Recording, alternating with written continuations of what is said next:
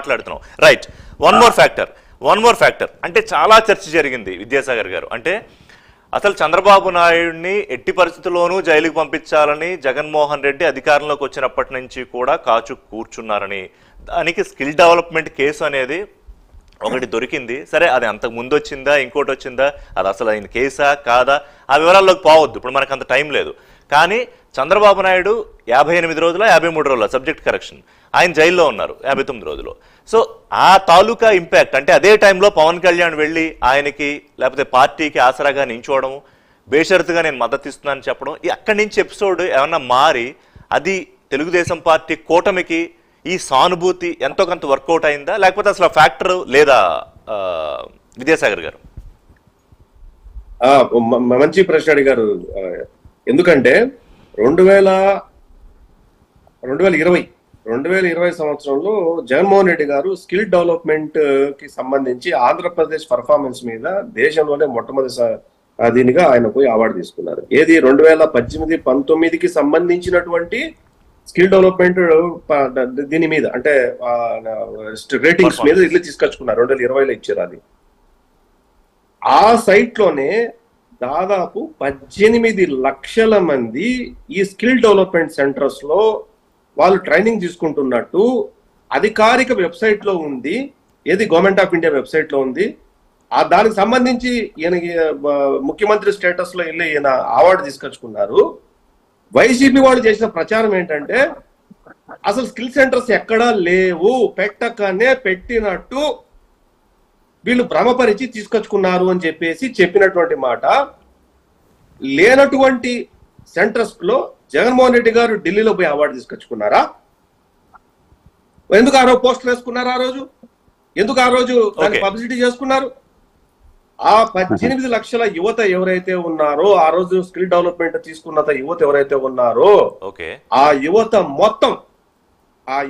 మొత్తం ఈ జగన్మోహన్ రెడ్డికి వ్యతిరేకంగా ప్రపంచ 4 దేశాల్లో సెటిల్ అయినటువంటి ప్రతి ఒక్కరూ కూడా జగన్మోహన్ రెడ్డికి వాళ్ళు వ్యతిరేకంగా ఓటేయడమే కాకుండా వాళ్ళ కుటుంబ సభ్యులను కూడా వీళ్ళు ఇన్ఫ్లుయెన్స్ చేశారు. ఆయన ఇచ్చినటువంటి స్కిల్ డెవలప్మెంట్ మీదే మేము బాగుపడి ఈ రోజు డిఫరెంట్ ప్లేసెస్ లో ఉద్యోగాలు చేసుకుంటాం. ఆయన ఎత్తుకొని పోయి ఈ రోజు జైల్లో పెట్టారు. కాబట్టి ఇది అన్యాయం, అక్రమం అని చెప్పి అంటే విద్యాసాగర్ గారు ఇప్పుడు మీరన్న 18 లక్షల మంది యువత లేకపోతే సుమారుగా అటు ఇటు నెంబరు, అలాగే చంద్రబాబు నాయుడిని జైల్లో పెట్టడం వల్ల వాళ్ళ మనోభావాలు దెబ్బతినో లేకపోతే సానుభూతి ద్వారానో, అంటే ఈ నెంబర్ అంతా కలిపి మీకు ఉపయోగపడిందనే అనుకుంటున్నారు, అంతే కదా? ఎస్, గౌతమ్ రెడ్డి గారు దాదాపు 1 కోటి ఓట్లు సార్. 1 కోటి ఓట్లు అంటే ఒకవేళ అదే నిజమైతే గౌతమ్ రెడ్డి గారు మీరు చాలా పెద్ద తప్పు చేసినట్టే, మీ అధినేత చాలా పెద్ద తప్పు చేసినట్టే. ఇది స్కిల్ డెవలప్మెంట్ కి సంబంధించినటువంటిది. మీరు ఇందుగా అడిగిన ప్రశ్న ఒకటి, వారు చెప్పింది ఒకటి. అఫ్ కోర్స్ నా ఉద్దేశం అయితే అంటే నెంబర్ చెప్పడానికి చెప్పినట్టున్నారు ఆయన. కాదు, చంద్రబాబు నాయుడు గారిని అరెస్ట్ చేస్తే మీకు లాభం వచ్చిందా నష్టం వచ్చిందా అన్నారే. యాక్చువల్గా చంద్రబాబు నాయుడు గారిని టీడీపీ కార్యకర్తలు లేదంటే నాయకత్వం కావాలని అన్ని రోజులు మాత్రం జైల్లో ఉంచారు. అదేంటి? ఒక అడ్వకేట్ గా నేను మాట్లాడతా. కేసుకి సంబంధించినటువంటి దానిలో బెయిల్ వేసుకోకుండా కేసే తప్పు అనేటువంటి మాట మాట్లాడటం వల్ల ఈ తప్పంతా వచ్చి సుప్రీంకోర్టు దాకా వెళ్ళింది. బెయిల్ వేసుకుంటే 2 నిమిషంలో వచ్చేటువంటిది. సానుభూతి కోసం వాళ్ళ నాయకుడిని వాళ్ళే జైల్లో పెట్టుకున్నారా? అది చేశారు వాళ్ళు. దానివల్ల నష్టపోయారు. అది ప్రతి ఒక్కరికి బెయిల్ మాట్లాడకుండా వీళ్ళు కేసే లేదనేటువంటి మాట్లాడుతున్నారు ఏంటా అనేది. కాదు ఇప్పుడు గౌతమ్ రెడ్డి గారు నా పాయింట్ కాదు, అందులో టెక్నికాలిటీస్ లీగాలిటీస్ దాంట్లోకి వెళ్ళట్లేదు నేను. అసలు చంద్రబాబు నాయుడు అరెస్టు తదనంతర పరిణామాలు, ఎన్నికల ముందు జరిగిన కొద్ది నెలల ముందు జరిగిన పరిణామాలు నేను చెప్తానండి. మీకు ఎంత నష్టం చేసి ఉండొచ్చు సార్? ఎటువంటి పరిస్థితుల్లో చంద్రబాబు నాయుడు గారి పైన హత్యా ప్రయత్నం చేసి చచ్చిపోయి బ్రతికినటువంటి సందర్భం కూడా ఉంది. 2004 అలిపిరి రాష్ట్రంలో ఏ నాయకుడి మీద కూడా ఆ రకంగా జరగల. చనిపోయినటువంటి వాడు అలా లేచి వచ్చి కారులోంచి బయటకు వచ్చినటువంటి ఆయన పైన ఏ రకమైనటువంటి సానుభూతి లేదో ఈ రోజు కూడా అరెస్ట్ చేస్తే కూడా అదే కనుక అరెస్ట్ కాకపోతే వీళ్ళందరూ ఈ సాగర్ గారు లాంటి వాళ్ళందరూ కూడా ఎట్లా మాట్లాడతారు తెలుసండి? డైరెక్ట్ గా మా నాయకుడు టచ్ కూడా మా నాయకుడు టచ్ కూడా చేయలేకపోయారంటారా అనేటువంటి మాటలు మాట్లాడతారు. సత్యశీలుడిగా ఇవ్వండి నేనండమ్మా. ఇప్పుడు ఫైబర్ నెట్ కార్పొరేషన్ లో ఉండేటువంటి కానీ దానిలో డైరెక్ట్ గా సంతకాలు ఉన్నాయని. ఓకే, ఆయన ఏది మంత్రి మండలి యొక్క తీర్మానం లేకుండా ఉండేటువంటి సంతకాలు అంటే దీనిపైన వచ్చి దానిపైనే సానుభూతి వచ్చేస్తుందని మాత్రం నేను మాత్రం నమ్మనండి. అది నమ్మకం. ఓకే, అది వాళ్ళ నమ్మకం. దాదాపు 1 కోటి ఓట్లు అంటే 1, 2 కాదు 1 కోటి ఓట్లు ఆ సానుభూతి ద్వారా వచ్చాయని విద్యాసాగర్ గారు నమ్ముతున్నారు. దానివల్ల ఏమీ ఉపయోగం లేదని మీరు నమ్ముతున్నారు. ఓకే విద్యాసాగర్ గారు, చివరి 5 నిమిషాల్లో ముఖ్యమైన ఫ్యాక్టర్స్ ఏమేమి ప్రభావితం చేసి ఉండవచ్చు? జగన్మోహన్ రెడ్డిని తిరిగి తమ ముఖ్యమంత్రిగా వద్దని ఆంధ్రప్రదేశ్ ప్రజలు అనుకుంటారని, మీ వైపు వస్తారని మిమ్మల్ని నమ్మించిన ఫ్యాక్టర్స్ చెప్పండి క్విక్ గా. ఇప్పుడు మనం మాట్లాడుకున్న అంశాలతో పాటుగా గౌతమ్ రెడ్డి గారికి నేను సూటిగా అడుగుతున్నా, షర్మిలా గురించి, ఫ్యామిలీ గురించి వాళ్ళు బయటకు వచ్చి భవతి భిక్షాందేవి మాకు ఓట్లేండి, మాకు అన్యాయం జరిగింది అన్న దాని మీద ప్రజలు ఆలోచించారని వాళ్ళు అనుకుంటున్నారా? రాష్ట్ర ప్రజలు ఆలోచించరా? ఖచ్చితంగా ఆలోచిస్తారు. లేకపోతే వివేకానంద మర్డర్ కేసు గురించి ప్రజలు ఆలోచించారని అనుకుంటున్నారా? లేకపోతే 5 సంవత్సరాల్లో 7 సార్లు పవర్ ఛార్జెస్ పెరిగితే ఆ ప్రజలు ఆలోచించారనుకుంటున్నారా? నిత్యావసర ధరలు పెరిగితే ప్రజలు ఆలోచించారనుకుంటున్నారా?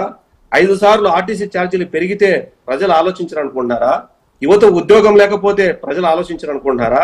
లేకపోతే చెత్త మీద, లేదంటే పెట్రోల్ డీజిల్ మీద, రోడ్ల మీద, లేకపోతే కమర్షియల్ ట్యాక్సెస్, కమర్షియల్ ప్రాపర్టీ మీద ట్యాక్స్ కానీ, లేకపోతే ఇంటి హౌస్ హోల్డర్ ట్యాక్స్ పెంచినప్పుడు ట్యాక్స్ కట్టేటప్పుడు వేల రూపాయలు కట్టినప్పుడు ప్రజలు ఆలోచించారనుకుంటున్నారా? లేకపోతే చంద్రబాబు నాయుడు గారి అనవసరంగా విజనరీని తీసుకొని పోయి జైల్లో పెట్టారు, వీళ్ళు ఏమీ చేయలేరు, చేసినట్టుకొని జైల్లో పెట్టారు అని చెప్పేసి ప్రజలు ఆలోచించారనుకుంటున్నారా? లేకపోతే ఎంఎస్ఎంఈలో సార్ చెప్పినట్టు ఎంఎస్ఎంఈలో ఉద్యోగ కల్పన లేక బయటకు పోయి అక్కడెక్కడో ఉద్యోగాలు చేసుకుంటున్న వాళ్ళు ఆలోచించారనుకుంటున్నారా? లేకపోతే రాజధాని గురించి ఆలోచించారనుకుంటున్నారా? లేకపోతే పోలవరం గురించి ఆలోచించారనుకుంటున్నారా? లేకపోతే సంక్షేమ పథకాలు మీరు ఒక్కరే ఇచ్చారా? లేకపోతే ఈయన జోబీలోంచి ఏమైనా ఇచ్చాడా? లేకపోతే ప్రభుత్వం సొమ్ము ఇచ్చాడని చెప్పేసి అనుకుంటున్నారా? చెప్పిందే నేను ఇచ్చాను చెప్పేసి 100 సార్లు చెప్పడం అంటే నువ్వు ఇస్తే నీ జోబు బాబు సొత్తు ఇచ్చావా, లేదంటే జోబు సొత్తులు ఇచ్చావో చెప్పని చెప్పి ప్రజలు ఆలోచించారనుకుంటున్నారా? లేకపోతే కొత్తగా వీళ్ళు వచ్చే పెన్షన్లు పెట్టారనుకుంటున్నారా? లేకపోతే ఎన్నో స్కీములు విదేశీ విద్యలో ఏది అన్నిటికంటే ముఖ్యమైన ఋషి గారు చంద్రబాబు నాయుడు గారి ప్రభుత్వంలో 2014-19 సంవత్సరంలో ఎంతమంది విదేశీ విద్యకు మేము పంపించాము, ఈ రోజు ఆ విద్య ఎక్కడ ఉంది? సో ఓవరాల్ గా మైనారిటీలకు మేమేం చేశాము, ఈ రోజు ఎక్కడ ఉంది? ఇవన్నీ ప్రజలు ఆలోచించారు అనుకుంటున్నారా? లేకపోతే పెరిగినటువంటి చెప్పండి ఋషి గారు. కాదంటే ఇన్ని ఫ్యాక్టర్స్ ఆధారంగా ఇప్పుడు ఏ ప్రాతిపదికన ఎన్నిక జరిగింది అనే వాళ్ళకి మీరు చెప్పేది ఇన్ని ఫ్యాక్టర్స్ ఆధారంగా ఈ ఎన్నిక జరిగింది. 3,38,00,000 సుమారు 3,40,00,000 మంది ఓటర్లు ఇన్ని ఫ్యాక్టర్ల ఆధారంగా ఓట్ చేశారు కాబట్టి, జగన్మోహన్ రెడ్డి మీద ఇంత అసంతృప్తితో ఉన్నారు కాబట్టి అది మీ వైపు వచ్చారు, మీరు గెలుస్తారనేది మీ అంచనా, మీ ధీమా. గౌతమ్ రెడ్డి గారు, ఋషి గారు వీళ్ళు ఏం ఆలోచిస్తారంటే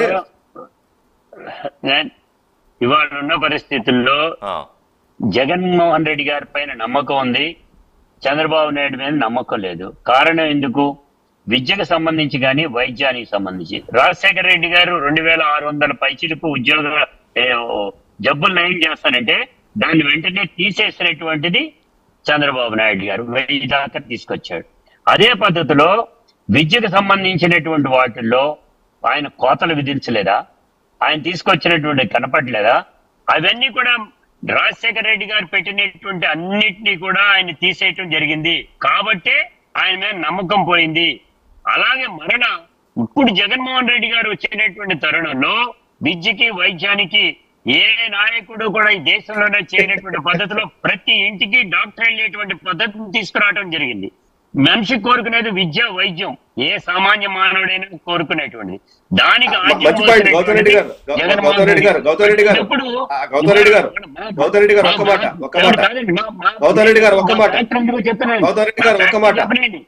నన్ను జగన్మోహన్ రెడ్డి గారికే వేసేటువంటి గల కారణం ఆ మనిషి పైన నమ్మకం లేదు. ఇవాళ డ్రైవర్లు ఈ రాష్ట్రంలో ఉంటే వాళ్ళ ఉపాధిని తీసేయడానికి బస్సు ఫ్రీ పెడతారా? బస్సు ఫ్రీ పెట్టేటట్టయితే ఆటో డ్రైవర్లు అందరూ కూడా ఆ యొక్క ఉపాధిని తీసేసేటువంటి పద్ధతే ఉంటుంది. దీన్ని బేస్ చేసుకోండి. ఓటు కోసం దాన్ని చేస్తారని చేసుకోవచ్చు. ఈ అంటే సూపర్ సిక్స్ కాదంటే సూపర్ సిక్స్ అంటే సూపర్ సిక్స్ తెలుగుదేశానికి కలిసి రాలేదు, నెగిటివ్ అయింది అంటున్నారా గౌతమ్ రెడ్డి గారు? డెఫినెట్ గా ఇది కలిసి రావు సార్. ఎటువంటి పరిస్థితుల్లో కూడా నమ్మకం ఉంటే మనిషి పైన అదే కనుక చేస్తాడు అనుకుంటే ఆ రోజునే పసుపు కుంకుమ అని చెప్పేసి ఎన్నికల ముందు ఇవ్వటం జరిగింది. వేయగలిగారా? ఇచ్చారా? ఇవ్వకపోవడానికి కారణం ఏంటి? ఆయన పైన నమ్మకం లేదు, ఈయన చేస్తారు అనేటువంటి. ఇవాళ కూడా ఈ సూపర్ సిక్స్ పెట్టినా కానీ వాటి మీద నమ్మకం లేదు. జగన్మోహన్ రెడ్డి గారు ఇచ్చినటువంటి చెప్పింది చేశాడు, చెప్పని కూడా ఇచ్చారు అనేటువంటి నమ్మకం ఉంది. ఆ నమ్మకమే మాకు ఈ రోజున ఈ ఎలక్షన్ లో మరొకసారి వైఎస్ఆర్ గవర్నమెంట్ రిపీట్ అవడానికి గల కారణం అవుతుంది. అది కూడా మా నాయకుడు డైరెక్ట్ చెప్తాడు, నేను మీకు వర్క్ చేశాను అనేటువంటి అనిపిస్తేనే ఓటేయండి అని అన్నాడు. అంత ధైర్యంగా ఎప్పుడు చెప్తారు? నేను కూడా చెప్తున్నాను. నేను ఒక నా పర్సనల్ ఎక్స్పీరియన్స్, నేను కార్పొరేటర్ గా ఉంటే ఫస్ట్ టైం నేను గెలిచినటువంటిది 20-30 ఓట్ల మెజారిటీ. రెండోసారి నేను వచ్చినప్పుడు నేను ఇదే మాట చెప్పా. ఆయన చెప్పినటువంటిది నేను చేశానంటే ఏంటంటే విజయవాడ నగరంలో ఏ ఒక్కరికి రానటువంటి మెజారిటీ నాకు ఇచ్చారు. అదే నా తరహాలో 4 సార్లు గెలిపించారు. అంటే నేను అనేటువంటిది వర్క్ చేశాను అనేటువంటి ధైర్యంగా నాయకుడు చెప్తున్నాడు కాబట్టి ఆ నమ్మకం ప్రకారం వస్తుంది అనేటువంటి నాకున్న అభిప్రాయం. వారి అభిప్రాయాలు వారికి ఉండొచ్చండి, టీడీపీ వారికి. అది నాకున్న అభిప్రాయం అండి. చూద్దాం. విద్యాసాగర్ క్లోజ్ చేద్దాం. ఒకటి, ఇప్పుడు విద్య గురించి మాట్లాడుతున్నారు, అప్పటి నుంచి విద్య గురించి మాట్లాడుతున్నారు. అర్థమైందో వాళ్ళకి, అంటే వాళ్ళ గ్రౌండ్ లెవెల్లో ఉన్నారో లేదో నాకైతే అర్థం కావటం లేదు. 2014 నుంచి 2019 వరకు కాలేజీని బట్టి 72,000 నుంచి 92,000 మధ్య రియంబర్స్మెంట్ చేసింది తెలుగుదేశం ప్రభుత్వం. 72,000 స్టాండర్డ్ ప్రైజ్, దానికంటే కాలేజీ ఫెసిలిటీస్ బట్టి 92,000 చేసింది. ఈ రోజు ఈక్వల్ 32,000 ఇస్తున్నారు. కాలేజ్ ఫీజు తగ్గలా. ఎవరు పే చేస్తున్నారు? ఇప్పుడు పేరెంట్ పే చేస్తున్నాడు. గౌతమ్ రెడ్డి గారు మాట్లాడేది ఏంటంటే రాజశేఖర్ గారి గురించి మాట్లాడుతండి. రాజశేఖర్ పేరు తీసుకుంటే చాలా చెప్తాం. మీరు ఏదైతే మాట్లాడుతున్నారో, చెప్పింది చేశామని మాట్లాడుతున్నారో, మీరు చెప్పింది ఇంత చేసింది ఇంత. చూద్దాం విద్యాసాగర్ గారు, మీరు చాలా కేటగారికల్ గా నష్టపోతారు. విద్యాసాగర్ గారు చాలా కేటగారికల్ గా ఎందుకు మీ ధీమా ఏంటి, కూటమి ధీమా ఎక్కడ వైఎస్ఆర్సీపీ ఫెయిల్ అయి ఉండొచ్చు అనేది చాలా కేటగారికల్ గా స్టాటిస్టిక్స్ తో సహా చాలా చక్కగా చెప్పారు.